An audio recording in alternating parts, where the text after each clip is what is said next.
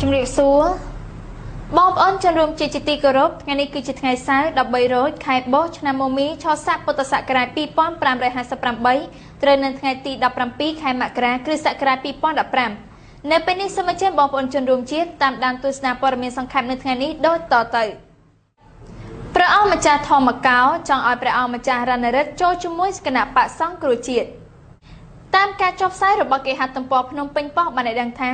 មុនពេលចាក់ចេញឆ្ពោះទៅកាន់អឺរ៉ុបនិងសហរដ្ឋអាមេរិកនាសប្តាហ៍នេះព្រះអង្គម្ចាស់ស៊ីសវត្ថធម្មកោបានអំពាវនាវដល់ព្រះអង្គម្ចាស់នរោត្តមរណរដ្ឋដែលទើបតែប្រកាសវិលត្រឡប់ទៅដឹកនាំគណៈបកហ្វុនស៊ិមពេចវិញនោះឲ្យមករួមកម្លាំងជាមួយនឹងគណៈបកប្រឆាំងប្រសិនបើព្រះអង្គមានឆន្ទៈពិតប្រាកដចង់ដើរតាមគោលនយោបាយសីហនុនិយមហើយចង់ដោះស្រាយបញ្ហាជាតិសំខាន់មែននោះ